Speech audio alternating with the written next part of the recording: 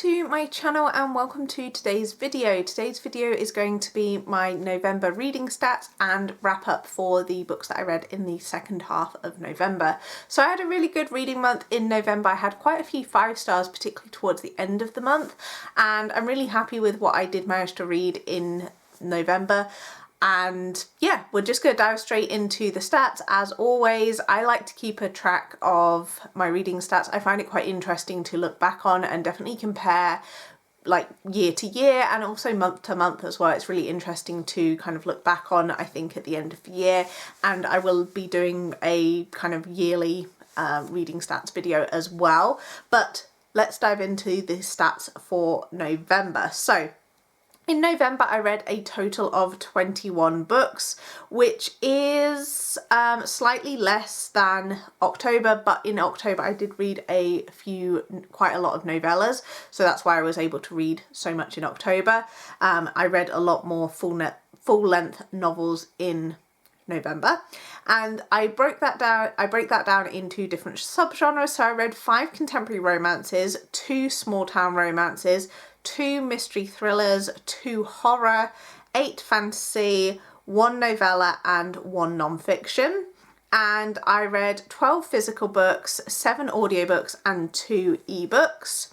And then in terms of rating, we had kind of a mixed bag, but I read 1 2.5 star, 7 3 stars, 1 3.5 stars, 7 4 stars, 2 4.5 stars and 3 5 stars. 3 5 stars is pretty good for a month. I don't give a lot of 5 stars out. If you've been watching my channel for a while, you'll probably have noticed I don't really give 5 stars very often, so a book has to be really good and really special to kind of get that 5 star from me. And then I read 10 new to me authors and 11 authors I'd read from previously. 4 books were less than 300 pages, 15 were between 300 and 499 pages, and 2 books were 500 pages or more.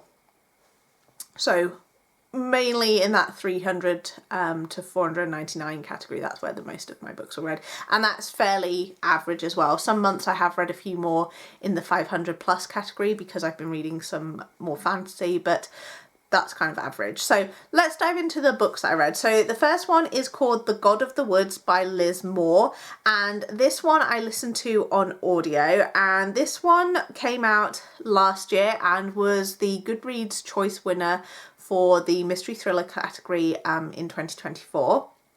And I didn't really get the hype for this one. I gave this one 3 stars. So this one is told in 2 time periods, and it's set at this kind of summer camp, and years ago there was something happened, there's this family and something happened to the son in that family, and fast forward to present day, or the equivalent of present day. I think it might have been set in a different in the past, but anyway, fast forward, it's now 15 years after the events of what happened to the son, and the daughter has now gone missing, and we're trying to investigate what's happened to the daughter in the present timeline, and also we're getting snippets of the past timeline as to what happened to the son all those years ago.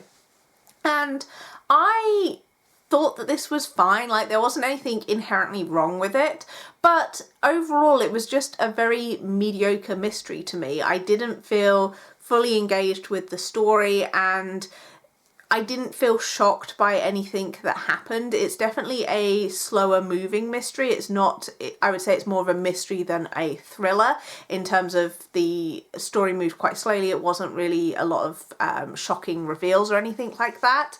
And yeah, overall I just thought it was okay, and I didn't really understand the hype behind this one. I feel like I've read other stories like this where we've had missing children, and it's kind of things happened in the past that kind of link into the present timeline, and yeah, it just didn't do anything super special for me, so I'm a little bit disappointed with this one. It is quite a long book as well. This one was a 14-hour audiobook, 14 hours 35 minutes is what it says on here, and I don't feel like it needed to be that long because in reality it didn't really do anything like groundbreaking in that time.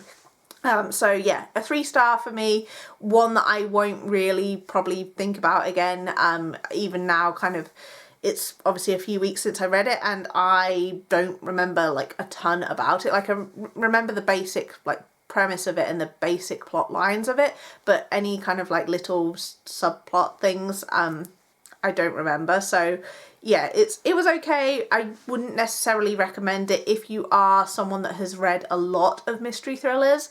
I think you will find this one quite predictable. So maybe give it a miss. Next, I read Till Summer Do Us Part by Megan Quinn. This was on the Goodreads Choice Awards nominations and I have read it for that. I did have it on my TBR before this, before the Goodreads Choice Awards. I just didn't get around to it when it was released early in the year.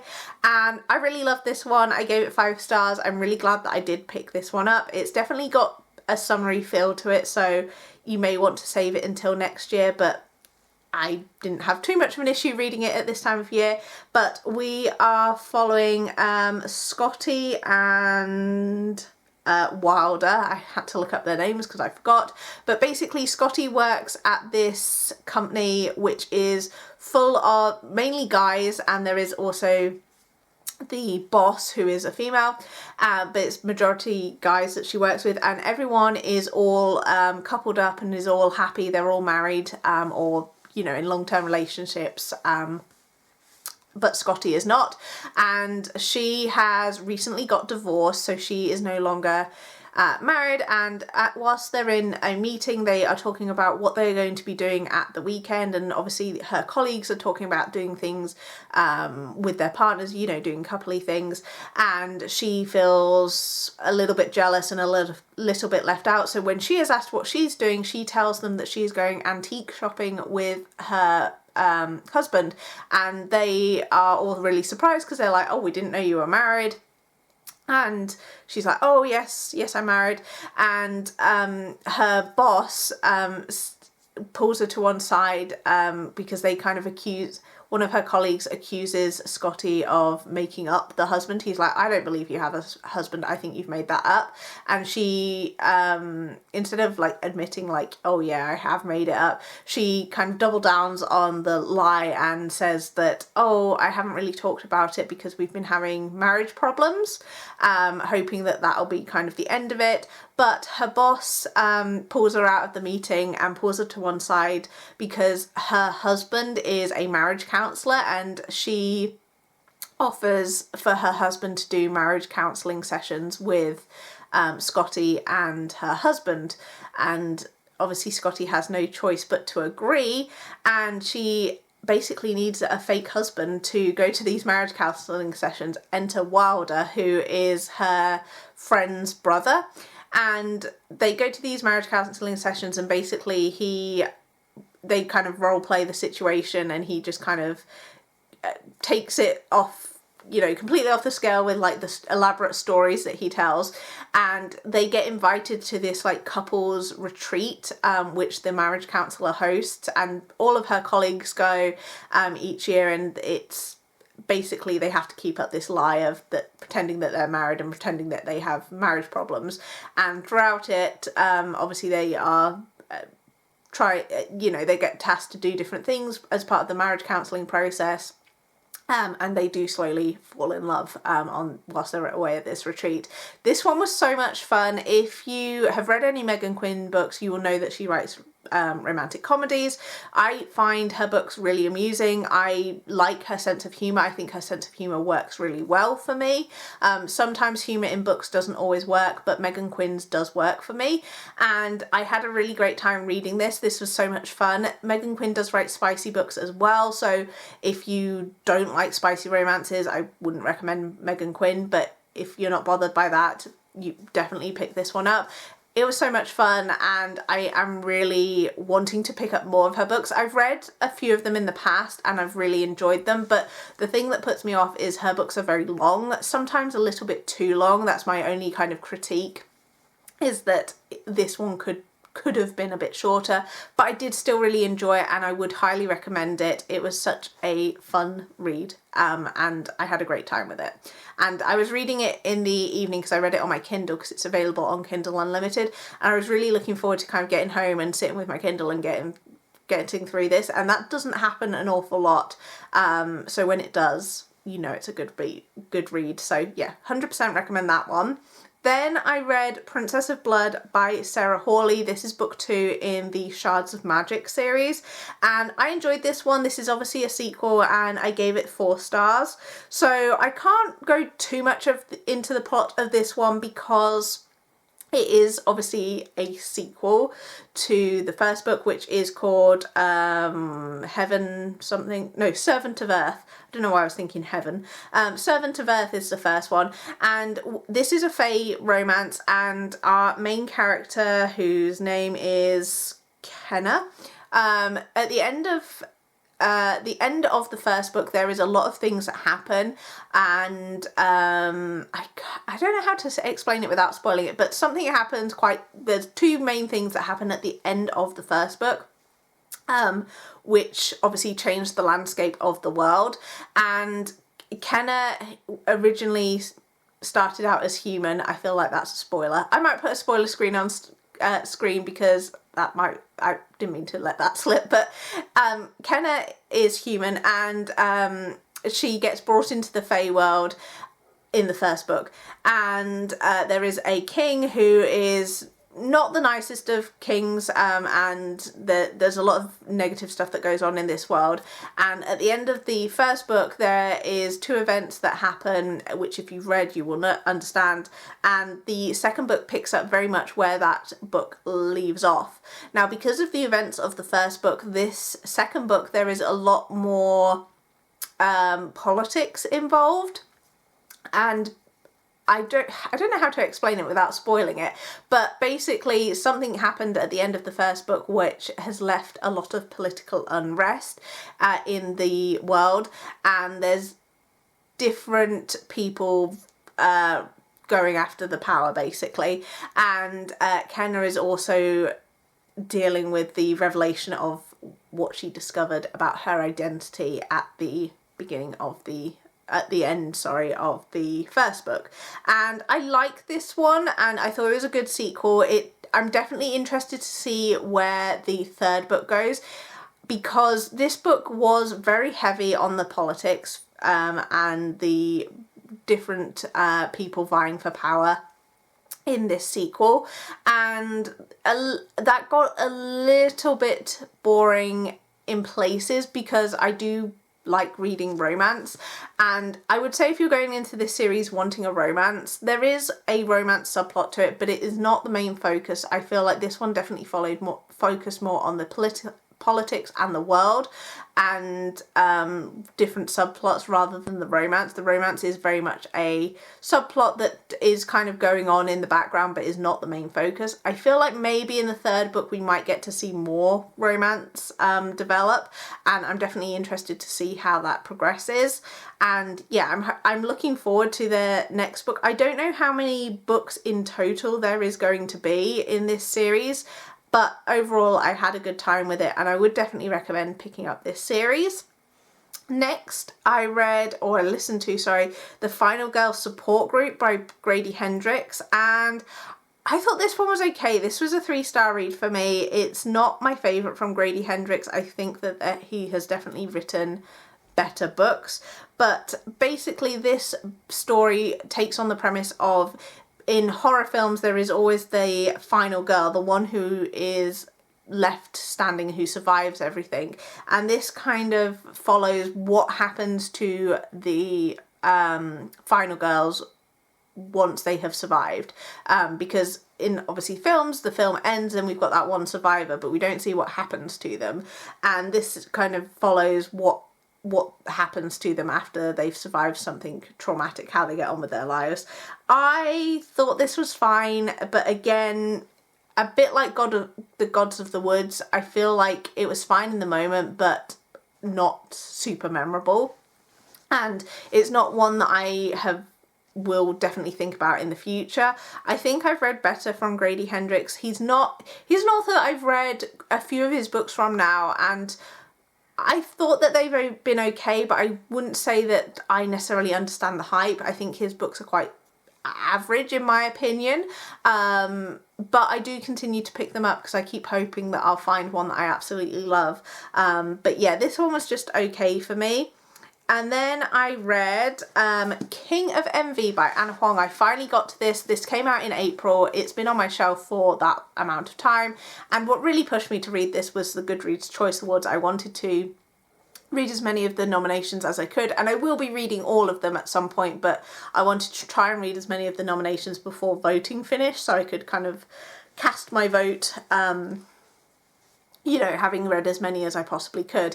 And I'm so glad that I picked this one up because I absolutely loved it. I've given most of the books in this series 5 stars. I think I've only given one of the books in the series, which I think was King of Greed. I gave that one 4 stars, but everything else has been 5 stars. Ana Huang is one of my favourite authors, contemporary authors, and this one did not disappoint. So this one we are following Vuk and Ayana, and I listened to this on audio, which all of the other books I have read physically, but this one I listened to on audio, and the audio was fantastic. I would definitely recommend the audiobooks for this series. And this one follows, as I say, Vuk and Ayana, and their romance is teased at the in the previous book, which was King of Sloth, was it? Yeah, King of Sloth was the previous one, and their romance was teased in that, and this one was so good. So Ayana, at the beginning of this book, she is engaged to, what was his name? I can't remember what his name is, but I'll pop it on screen. Oh, Jordan, is it?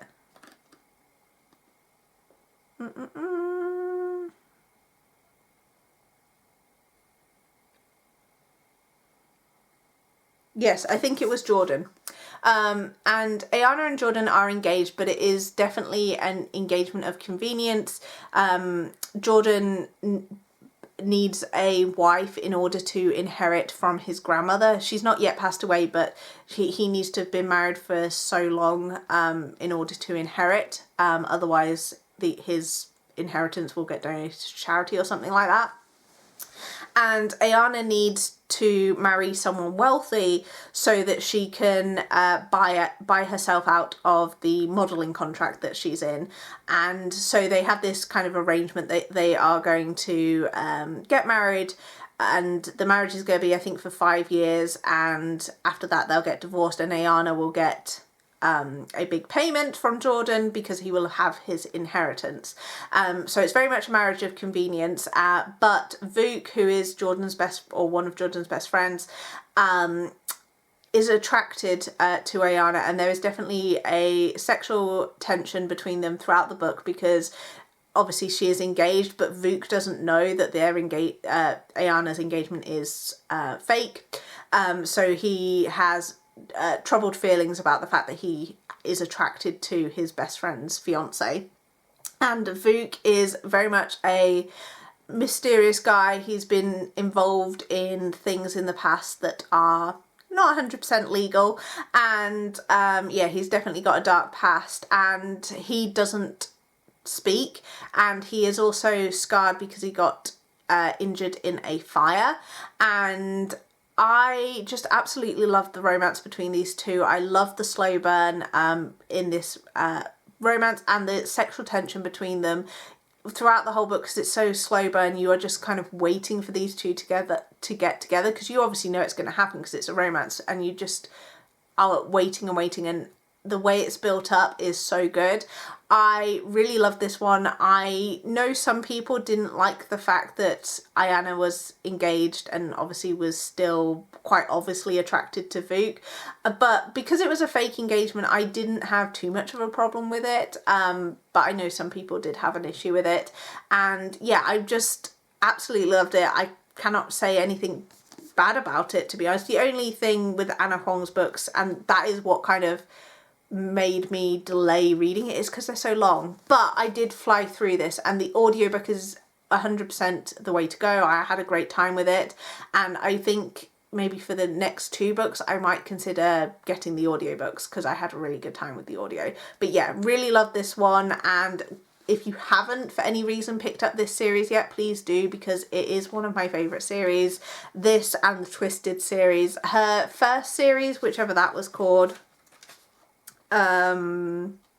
If Love series, that one is okay but definitely not my favourite. But her current series, the King of Sin series, and the Gods of Game series, I am really enjoying, and the Twisted series I loved as well. So yeah, definitely pick up her books if you haven't done so already, because I absolutely love them. And then the next book that I read was Untamed, Stop Pleasing, Start Living by Glennon Doyle. This one was a non-fiction read, which I don't typically read non-fiction, but I am trying to complete the Goodreads seasonal challenge, and one of the kind of prompts to fulfill was to read a non-fiction, and this particular one was available through my library as an audiobook. I prefer to consume my non-fiction as an audiobook. That is just my personal preference, particularly when it is a memoir. I prefer to have whoever's memoir it is kind of listen to them tell their story. And this one I gave 3 stars to. Like, it was fine. Like, it's very difficult to rate non-fiction, because ultimately it's someone telling their life story, and how do you rate that? But I rate it based on my enjoyment and how much I'm engaged with the story. And this one I thought was fine. Like, there wasn't anything necessarily wrong, but I wasn't super engaged with the story that was being told. Like, I guess that I didn't have any like connection to this story. I've never heard of Glennon Doyle. It was just one that I picked up because my library had a copy and it was on the list.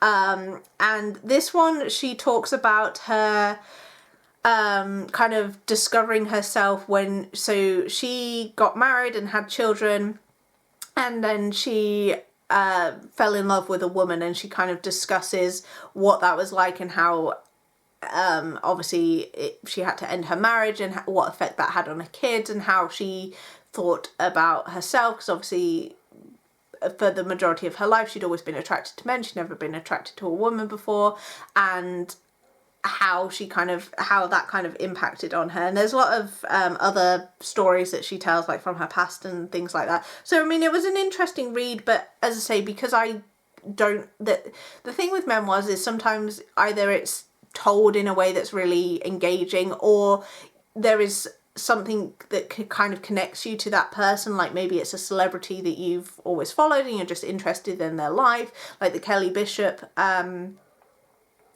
autobiography that I think I listened to earlier in the year. I really liked that because I was interested in her because I'd watched the Gilmore Girls. Whereas this one, I've never heard of this person, and the things that she was talking about, I don't have any kind of, like, I couldn't relate to any of those things that she was talking about. So that's why I kind of gave it a 3. Like, it's not bad, and there were definitely moments that I can draw from, but overall it was just an okay listen to me, but ultimately not something that I'm gonna necessarily think about long term. Then I read Wildside by Elsie Silver, and I gave this one 4 stars. This is definitely not my favourite from this series, and yeah, I didn't enjoy it as much as the previous 2 books. This one follows Rhys and Tabitha, and Tabitha's sister at the beginning of the book passes away, and Tabitha's sister had a young child whose name I can't remember, but had a young child, and Rhys was Tabitha's sister's neighbour, and Tabitha comes to the property and she kind of takes in her sister's son, her nephew, and then it's discovered that Rhys has actually been left custody of the kid. Tabitha's sister, in her will, left the custody of her child to Rhys without Tabitha or Rhys knowing, until obviously she passes away. And they end up, because both of them want to look after the child, Tabitha because it's her nephew, and Rhys formed a connection with this child, and he feels responsible for the child, so he obviously wants to be involved as well. And so they enter into this marriage of convenience situation to obviously help raise this child. And I thought this one was okay. It did take me a while to get into this story, which I think is why I gave it a lower rating. It's not massively long, but it is over 400 pages, and I feel like it was very slow going at the beginning. The romance is definitely a slow burn romance because obviously they get married as a marriage of convenience. There's no real connection between them at the start, and that obviously slowly develops over time. And this series that Elsie Silver's been writing is called the Rose Hill series, and this is book 3, and this has all been single dad romances, which is one of my favourite tropes, and she's been doing single dad in a way that's like not always necessarily a traditional in the traditional sense. So in the first book we had someone who had donated sperm and found out when the child was a teenager that his sperm donation had been used and was successful, so he found out that he was a father that way. And then the second book he was a single father, and they were his children. And then this one's obviously a single father, like adopted father situation. And I like a single dad romance. It's actually one of my favourite tropes, but what I like seeing is the interaction between the child and the parent and the partner. But the child in this book, I mean I keep saying the child because I can't even remember what their name was, doesn't really feature very much in the book, considering the child is the main reason that these two obviously get married in the first place. We don't see an awful lot of them. Obviously they do feature, but I feel like they should have featured more, considering, as I say, that's the main reason that they got married. But yeah, I thought this was okay, but definitely not my favourite. Reese is also a wrestler, which I didn't really understand. I've never really been into wrestling, so I didn't really kind of get all the hype around that. Because originally he doesn't tell Tabitha who he is or what he does for a living, so that gets revealed at one point, and does cause a little bit of conflict between the two. But yeah, overall this was okay, but definitely not my favourite in the series. But I will continue on with the series. I've got one book left, which is Wildchild, which I hope to read at some point next year, because I don't think I'll get to it before the end of the year, but definitely not my favourite, unfortunately. And then I read All Wrapped Up by Heidi Swain, which was a autumn read, which you will see at some point in a reading vlog. This one I enjoyed and gave 4 stars to. This is set in a small town, and we have Clemmy and, oh, what was his name? Ash. And Clemmy has moved to this small town following the death of her husband. Her and her husband had this social media page where they were posting about their home renovations, and her husband passed away unexpectedly in a tragic accident, and so she completely shut down her social media page and relocated to a small town to kind of deal with her grief. She starts up an anonymous social media page showing her home renovations, and one of the things that she loves is autumn, so her home is kind of decorated in like autumn colours, and she posts a lot of cozy content, but she very much, when she moved to this small town, kind of kept to herself, and she's been there for I think just over a year, and she's kind of slowly obviously she is still grieving, but she's kind of like slowly becoming herself again. And she kind of starts stepping out into the town, and she kind of gets roped into organising this autumn festival, and with the help of the local vet Ash, and they develop a romance throughout the book, and she becomes involved with the small town life, and as I say, helping with the autumn festival. So there's a lot of autumn things happening, like pumpkins, window competitions, like with the shops in the small town. They do like a who can create the most autumnal window display and all that sort of stuff, and this one was a lot of fun. I really enjoyed it. If you like small town books with that kind of cozy feel, this one would definitely be for you. This is definitely it is a romance, but it's not a spicy romance, so if you're looking for like a cozy romance, this one would work. This is the first book I've read from this author. I'd definitely be interested to read more from her. I think she's got some Christmas books as well, and this town that the book is set in, her other books are set in this town as well, but you don't need to have read those other books to read this one. Like, it reads fine as a standalone, but obviously you will, some of the characters that are mentioned in this book have their own books that have been published previously, which I'd definitely be interested in going back and reading. But yeah, I really enjoyed this one, and as I say, you'll see my full thoughts coming up in a reading vlog. Then I read A Cinnamon Falls Mystery by R.L. Kilmore. This is book 1 in the Cinnamon Falls series, and I like this one. I gave it 3.5 stars. This one was okay, but definitely not a favourite or a new favourite. This is definitely a cozy mystery, and it follows Nia, who moves back to the small town of Cinnamon Falls when she finds out that her boyfriend of I think they've been together 2 years, and she finds out that her boyfriend of 2 years is actually married.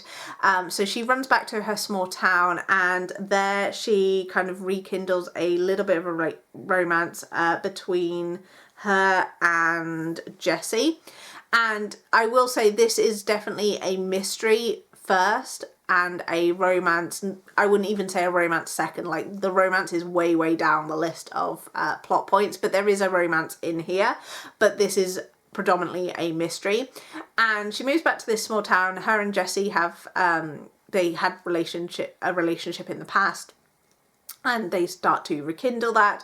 But when she moves back to town, one of the owner of the diner ends up being killed, and when the body is found, there is a note left saying who will be next.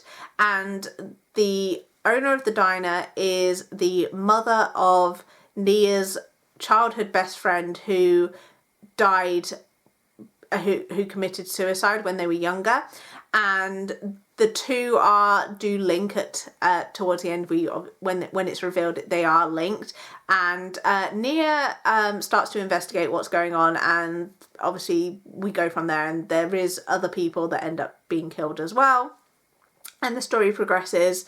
And obviously Nia is trying to find out what happened to the people that currently have been killed, and also what happened to her friend all those years ago, because she never thought that her friend committed suicide. Like, it never made sense to her, and so she's trying to find out what happened to her friend.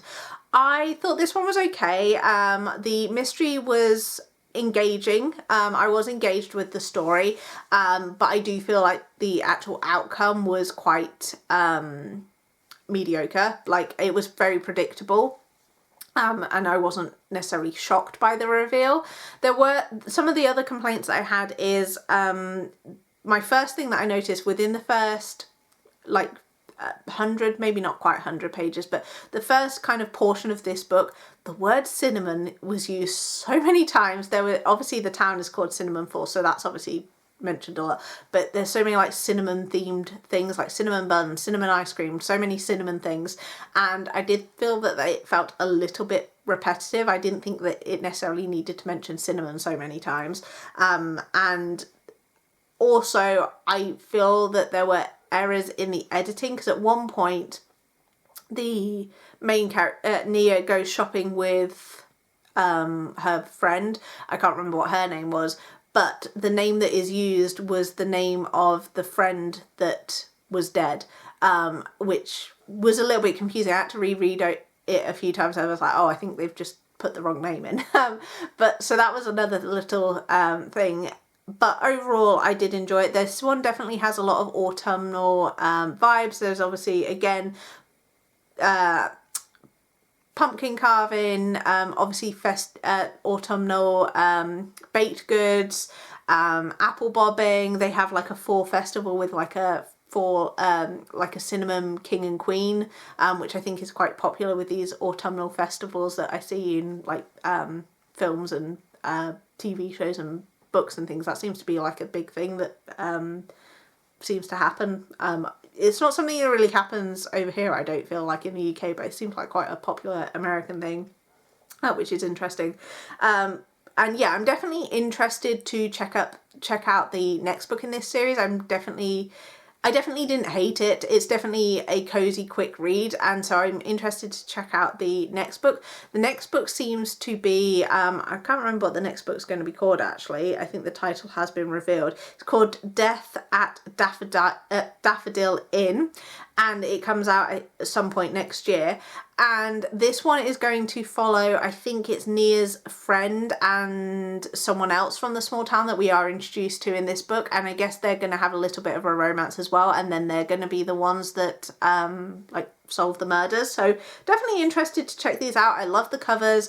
They're definitely going for that kind of pumpkin spice cafe vibe. A lot of books seem to be going for that kind of cover, I guess to kind of draw in from people that like those books. This one isn't really spicy though. As I say, romance is a feature of this book, but not a main plot point.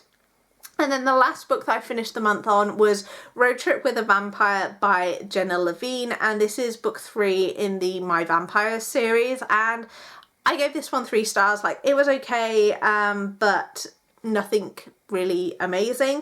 So in this one we are following a vampire and a witch, and we follow Zelda and what was his name? Peter. And we see Peter, I think, in book 2, although I couldn't remember anything from book 2, so I think we meet him in there. But Peter is a vampire, but he has lost his memories. He's got amnesia. He doesn't remember who he is or what he's doing or anything like that.